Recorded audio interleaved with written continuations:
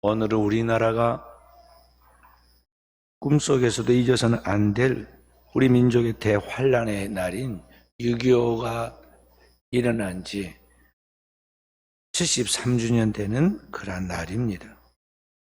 1950년 6월 25일 주일 새벽 4시에 소련의 스탈린의 결재를 받은 북한의 김일성이 242대의 전차와 훈련된 정예병 20만 명의 북한군을 이끌고 야포와 전투기까지 몰고 3파선을 넘어 대한민국을 남침했습니다. 반면에 우리 남한의 당대이라는 한국군의 상황은 전차 한 대도 없고 전투기도 없고 단지 질서 유지를 위하여 치안 유지를 위하여 준비된 군인 10만 명 정도밖에 없었어요. 보잘것없는 병력입니다. 그러니까 북한 공산군들이 남침한 지 딱 3일 만에 우린 수도까지 다 점령을 하게 된 것입니다.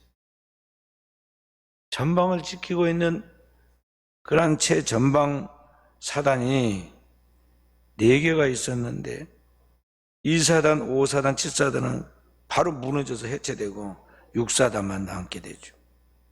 그래서 삽시간에 마치 물이 밀려오듯이 밀려 내려온 저 북한 군들이 남한 전체를 다 점령하고 말았어요. 1개월도 안 돼서 북한 남침으로 우리나라는 울산과 낙동강 이남의 그 부산을 제외하고는 다 공산화되고 말았습니다.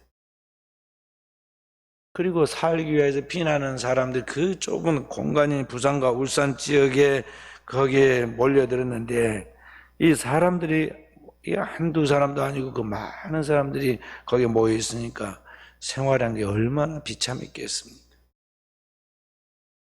바로 그러한 우리나라가 풍전등화와 같은 운명에 놓여 있을 때 이 나라와 민족을 위해 그동안 깊이 기도하던 우리 주의 백성들의 기도를 하나님 들으시고 우리나라를 구하십니다. 사실상 우리나라가 이제 끝났다고 생각해서 다른 나라에서는 이제 우리나라의 그 임시정부로 하여금 외국어로 이제 망명하도록 그렇게 요청하고 그런 시대였습니다. 그런데도 불구하고 하나님의 백성들의 기도를 하나님 외면하지 않으셨어요. 그래서 마치 우리를 위하여 예비된 것 같이 유엔에서 유엔군을 파병하게 됐죠. 2차 대전이 끝나고 세계가 2번의 큰 전쟁을, 세계대전을 통해서 이게 얼마나 무섭고 위험한 일이고 잘못된 것인가를 뼈저리게 느낀 세계 각국에 세계 나라 연합이라는 그러한 것을 만들게 되죠. 유엔이라는 세계 나라들의 연합이라는 뜻인데요. 그 유엔을 그렇게 이제 창설했고, 그 이후에 1945년에 창설했는데 한 번도 모이지 않다가 이 6.25가 터지니까 우리나라를 위해서 유엔이 소집을 합니다. 그리고 거기에 상임이사국인 안전보장 이사국들이 상임이사국과 함께 모여가지고 긴급하게 결정한 게 뭐냐면은 유엔군을 모아서 대한민국에 파병한다는 것입니다. 그래서 최초의 유엔군이 창설되고 그 창설된 유엔군이 한국에 파견되는데 미국을 비롯해서 우리나라의 16개 나라가 거기에 이제 파병됐죠. 영국, 캐나다, 터키, 호주, 필리핀, 태국, 네덜란드, 콜롬비아, 그리스, 뉴질랜드, 에티오피아, 벨기에, 프랑스, 남아프리카, 룩셈부르크 이렇게 16개 나라가 실제로 군인들을 파병해주고 또 16개 나라는 뒤에서 물자를 공급하거나 구호품을 보내어서 우리나라를 도왔습니다. 그렇게 해서 전쟁이 시작된 지 만 3년 동안 우리나라는 남한과 북한할 것 없이 전 국토가 불타버렸죠. 그리고 완전히 폐허가 됩니다. 우리나라의 가장 남쪽 끝 중에 저 토끼 꼬리와 같은 울산과 부산 쪽에만 지금 남아있던 이런 그 땅덩어리에 연합군이 거기에 나와가지고 모여가지고 어떻게 하면 이 나라를 수복할 것인가 많은 연구를 한 결과 이제 연합군 총사령부대 메가드가 2차 대전의 경험을 살려가지고 우리나라를 회복하기 위해서는 저 중간 수도가 가장 가까이 있는 인천에다가 이제 대규모 연합군을 거기에 상륙시켜야 한다고 그렇게 작전 계획을 세우죠. 근데 그게 사실 어려운 이야기예요. 왜냐하면 바다를 아는 사람들은 다 아는 이야기지만은요, 이 바다가 가만한 것 보인 것 같아도 거기 물이 들어오고 나가는 그런 조수 간만이 엄청 심해가지고요, 이 군대가 거기에 이제 진입해서 들어올 만한 그런 충분한 시간이 되지를 못해요. 그러니까 이 물이 가득 찼을 때 대규모 함정이 거기 들어와가지고 군인들을 다 풀어놓고 군인들과 함께 그 물자들을 풀어놓고 이렇게 나간다. 이게 엄청 어려운 일인데, 그것도 그냥 아무 저항 없이 그런 것이 아니라 이미 주둔해갖고 있는 공산군들에 의해서 철통 방어를 하고 있는 그것이 거기에 대규모 병력을 파병한다는 것은요, 그런 죽음을 말하는 것과 같은 거예요. 그 밀물과 썰물의 그 조수 간만의 차가 이제 파도와 함께 있는데, 이게 이제 서해안 지역, 특히 인천 지역에는 그게 굉장히 어려운 그런 곳인데, 그곳에 대규모 병력이 들어간다. 그래가지고 거기서 다 성공한다는 것은 확률로 그 당시에 따져볼 때 5천분의 1이라고 그랬어요. 근데 그 5천분의 1의 그 위험성을 감수하고 이 민족을 위해서 대규모 병력이 거기에 들어오게 되죠. 그래서 결국 인천 상륙 작전이 성공하지 않아요. 영화로도 만들어졌어요.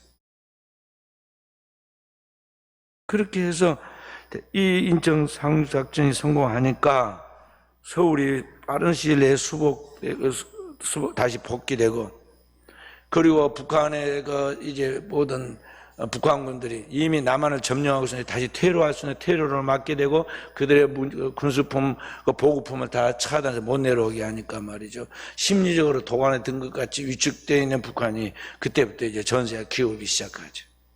그래서 이제 우리나라가 수도인 서울을 수복할 뿐만 아니라 빠른 시일 내에 이제 평양도 점령하고, 더 나아가서 우리나라 최북단이 압록강까지 진격해서 군인들이 그 수통에다가 물을 받아 먹으면서 이제 자유를 만끽하게 되죠. 그런데 의회의 돌발 사태가 벌어지게 되는데, 유엔의 결의를 무시하고 저 중공이 이제 수많은 군인들을 모아가지고 남한으로 보내잖아요. 그들의 작전을 뭐라고 하냐면 인해전술이라고 그랬습니다. 사람이 바다다 된다는 거죠. 사람이 바다처럼 밀고 내려오는 거예요. 그러니까 수없이 총을 쏘고 또 쏘아도 죽고 넘어져도 좀비처럼 계속 밀려 내려오는 그들을 이기지 못하고 결국에는 후퇴하기 시작합니다. 그걸 일사후퇴라고 그럽니다. 1월 4일 날 그때부터 다시 작전상 후퇴를 하기 시작하는 거죠. 밀리고 또 올라가고 계속 이렇게 싸우다가 3년이 되니까 서로 지쳤어요. 그래서 타협을 한 것이 뭐냐면 38선을 그어놓고는 여기를 경계로 해서 북쪽은 소련이 통치하고 남한은 미국이 중심이 돼가지고 유엔이 통치한다는 것이었죠. 그렇게 해서 38선이 분계선으로 그어졌는데 그것이 지금까지 73년 동안 지금 남아있습니다. 그 3년 동안에 우리나라가 완전히 폐허가 되었습니다. 6.25 전쟁을 통해서 민간인 사상자가 37만 3,599명이 죽었어요. 부상자가 22만 9,625명, 납치하고 또 실종된 자 38만 7,744명, 피난민이 320만 명, 전쟁으로 남편이 죽은 전쟁 미망인이 30만 명, 전쟁으로 부모를 잃은 고아가 10만 명, 이상 가족이 1,000만 명이 되었어요. 우리나라 그때 남과 북한이 해방 후에 인구가 2천만이었습니다. 남과 북이 다 합해 2천만인데 그중에 1,000만이 이상 가족이 되고 이러한 엄청난 고통을 받게 되었다는 것은 뭘 이야기하고 있겠어요? 우리나라가 완전히 이제 망했다는 거죠. 망하고 말았어요. 지금 러시아와 우크라이나라는 이 나라가 전쟁을 통해서 1년 좀 지나니까요, 완전히 양 나라가 폐허가 되어 버렸잖아요. 그래서 우크라이나 그 대통령 젤렌스키가 어떻게 나라를 다시 앞으로 재건하고 이제 복구할 것인가에 대해서 지금 어느 나라를 모델로 삼았냐면 우리나라를 모델로 삼았어요. 우리나라의 이제 재계 인사들을 만나가지고 이런 미리 시스템을 싹 알려주고 이걸 최단시간 내에 대한민국처럼 복귀시킬 수 있는 것을 바뀌었습니다. 자, 우리나라가 이 전쟁으로 인해서 이와같이 완전히 잿더미가 되었어요.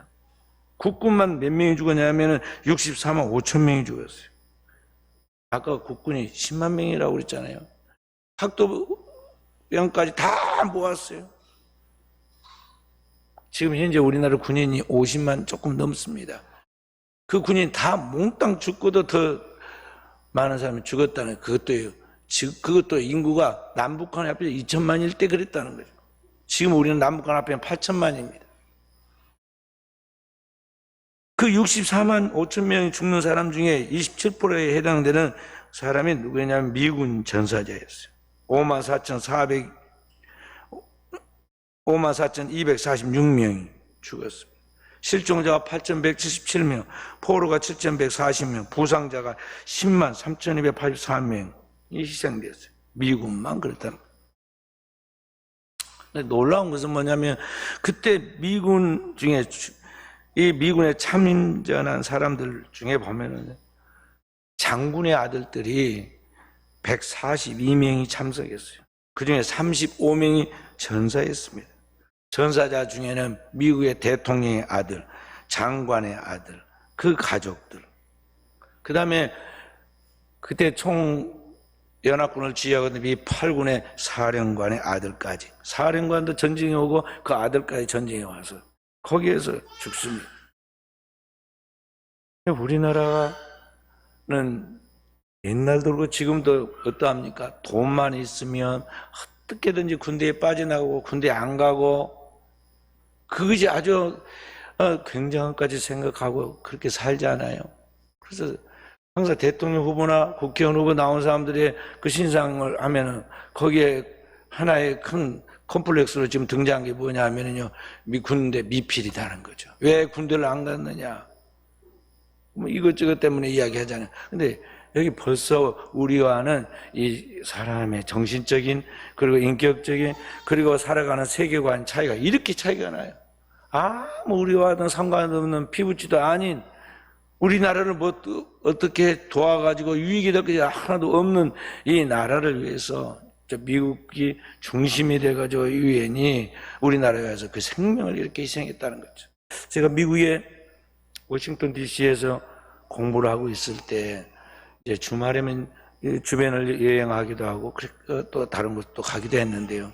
그 미국 워싱턴 DC에 그 무슨 공원이냐 6.25 참전 공원이 있습니다. 거기 가면은 미군들이 이거 판초이를 입고 총을 들고 창검을 장착한 그 총을 들고서 말이죠. 전진하고 있는 그런 모습들이 나와 있어요. 그리고 그 밑에는 전사자들의 명단이 쭉 비석으로 써져 있어요. 그리고 그 제일 위에는 영어로 크게 기록되어 있어요. 프리덤 is not free.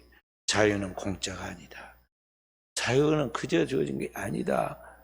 이렇게 미군들의 피를 통해서 희생을 통해서 대한민국이 자유민주국가가 되었고 오늘 저렇게 살게 되었다는 것, 우리들의 그 피를 잊어버리면 안 된다는 것을 스스로 자신들에게 자각하고 긍지를 갖게 만드는 것이죠. 그런데 우리는 도리어 군대 안 가려고, 군대 안 보내려고 수단 방법을 가리지 않는 그런 모습들을 볼 때 우리가 지금 얼마나 지금 허망한 생각 속에서 헛된 사고방식과 가치관을 가지고 살아가고 있는가를 볼 수 있다는 것이죠. 6.25 때 죽은 우리의 젊은이들 생각하면서 시인 모윤숙은 이렇게 시를 썼습니다. 국군은 죽어서 말한다. 산역 외에 따른 골짜기에 혼자 누워있는 국군을 본다. 아무 말 아무 움직임이 없이 하늘을 향해 눈을 감은 국군을 본다. 누른 유니폼 햇빛에 반짝이는 어깨의 표지, 그대는 자랑스러운 대한민국의 소유였구나. 가슴에는 아직도 더운 피가 뿜어나온다. 장미 냄새보다 더 짙은 피의 향기여, 엎드려 그 젊은 죽음을 통곡하며 나는 듣노라. 그대가 죽어한 마지막 말을 나는 죽었노라. 25 젊은 나이에 대한민국의 아들로 나는 숨을 마치었노라. 우리의 젊은이들이 그때 훈련을 어디서 받냐면 제주도에서 소위가 되는데 한 달밖에 훈련을 안 받았어요. 그래서 총알바지라고 그랬습니다. 가면 맞아, 총 맞아 바로 죽으니까. 그럼에도 불구하고 국가 민족을 위해서 이 산천에서 희생하는 그 핏값을 오늘에 우리가 존재하고 있다는 것이죠. 그런데 바로 이 모든 것을 잊고 잿더미가 되고 희생됐던 이 나라가 72년의 오늘날 세월이 흐르면서 전 국민이 하나님 앞에 그 간절히 기도하는 기도와 염원을 따라, 그리고 피와 땀과 눈물을 따라 오늘날 우리나라가 어떻게 되었습니까? 세계 10개 나라에 들어가는 10대 경제 강국이 되었어요. 그리고 이렇게 이제 세계 속에서 강대한 나라,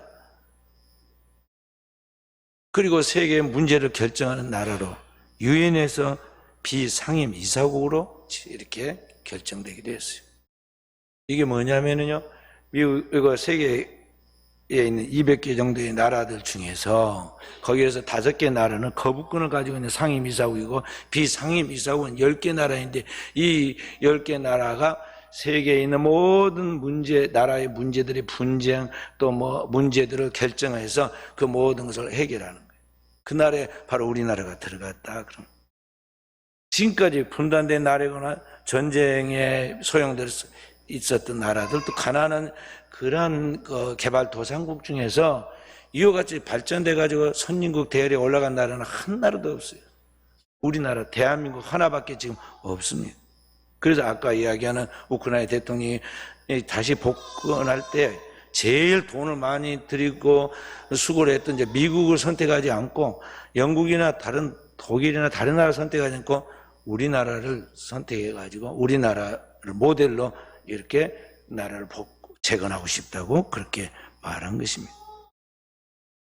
우리나라는 과연 무엇이 이렇게 우리나라를 변화시켰을까? 여러 가지를 이야기할 수 있겠지만 사실 우리가 말할 수 있는 것은, 이런 상대적으로 말할 수 있는 것은 이 땅에 있는 문제가 아닙니다. 누가 똑똑한 사람이 있어서, 또 누가 정치가 훌륭한 정치가 있어서 그랬느냐? 우리나라 역대 정치하는 대통령들 봐봐요. 제명에 죽은 사람이 없고 비명에 다 죽고, 또 대통령 존경받는 사람이 거의 없어요. 그런데 어떻게 오늘날 이 나라가 이와 같은 굳건한 반석에 서게 되었느냐? 한마디로 하나님의 은혜라고 우리는 말할 수가 있는 것입니다.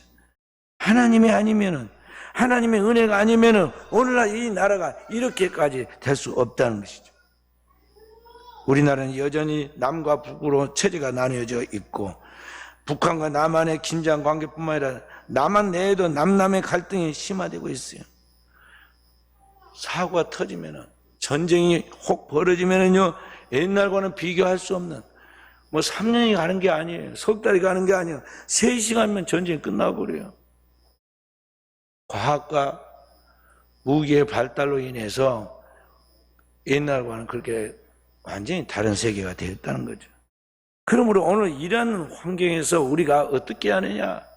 우리를 여기까지 인도하신 그 하나님께서 오늘 우리의 현재도 그리고 우리의 미래도 책임져서 하나님의 영광을 위하여 쓰임 받을 수 있도록 우리는 이 나라를 위하여 기도해야 한다는 것입니다.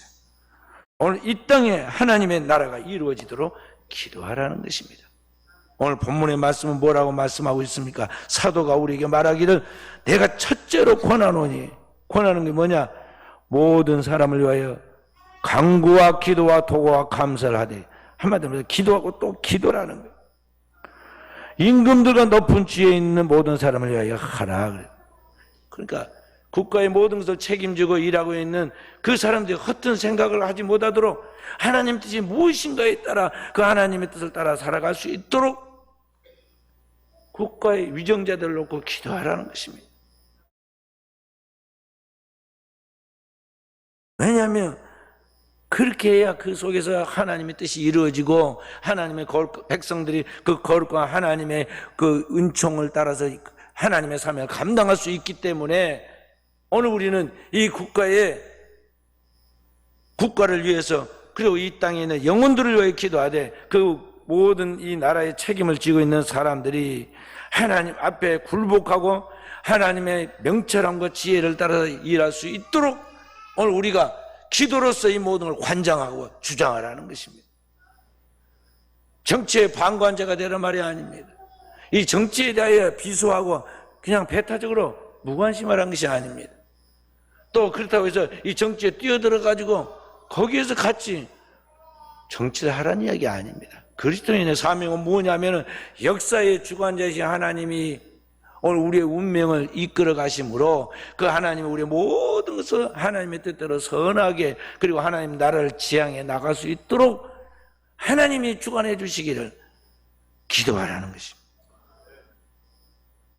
왜냐하면 하나님의 뜻은 오늘 사절의 말씀처럼 모든 사람이 다 하나님을 알고 하나님의 구원에 이르기를 원하시기 때문에 그 하나님의 거룩한 목적을 따라 우리가 그렇게 나가야 한다는 것입니다.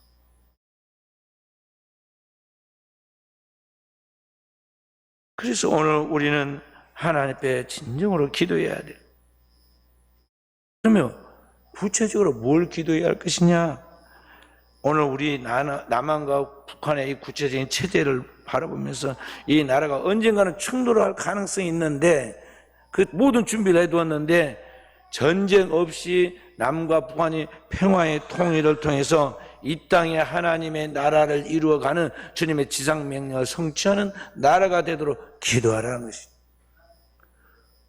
정치가들이 만나가지고 만나고 대화한다고 해서 해결된 거 있었나요? 사진은 찍었고 그걸로 기념은 남았지만 사람이 되는 게 아니에요. 상황은 점점 더 나빠졌어요. 역사를 주관하신 분은 하나님이세요.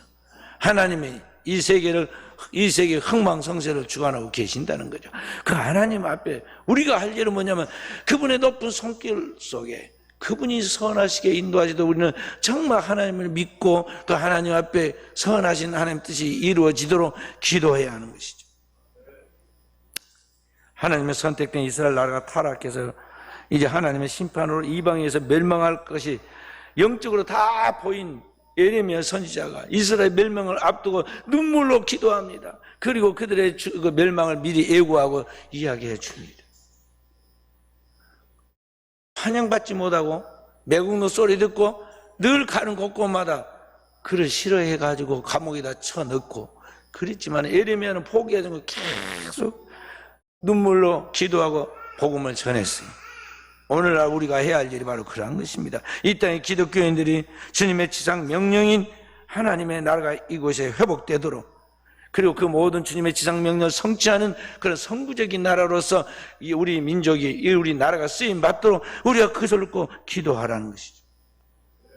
왜냐하면 이 땅에 하나님의 나라가 임하는 것은 그 하나님의 뜻이 이루어지는 것은 인간의 힘으로 된 것이 아니라 하나님의 성령으로만 가능하기 때문에 그러하다 하는 것이죠. 베드로와 12제자가 주님 앞에 나와서 이스라엘 나라를 회복하시면 이때입니까? 다급하게 물을 때 주님이 말씀했어요. 때와 기한은 너희 알 바 아니요. 오직 성령이 너에게 임하시면 이스라엘 나라 예루살렘뿐만 아니라 온 유대와 사마리아와 땅끝까지 이르러 내 증인이 되리라 그래. 그러니까 성령 하나님께서 그의 성령으로만 이 땅에 하나님 나라를 이루시고 역사하신다는 것을 말씀하고 주님 말씀하신 거죠. 예루살렘을 떠나지 말고 기도하라고. 예루살렘, 그 하나님의 성전을 떠나지 말라는 것입니다. 하나님의 성전에서 아버지 뜻이 하늘에서 이루어진 것까지 땅에서 이루어지도록 그것을 놓고 우리가 기도해야 돼요. 오늘날 우리는 분단의 체제 속에서 서로 대립과 전쟁으로 긴 세월을 보냈습니다.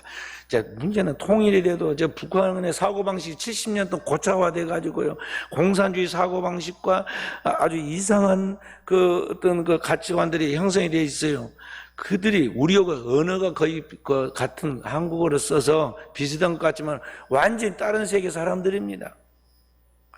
그 사람들과 함께 하나를 이루어가지고 이 민족이 하나님의 꿈을 이루어갈 수 있다는 것은 이게 인력으로는 안 될 문제예요. 또 충돌이 일어나고 분열이 일어날 가능성도 많다는 거죠.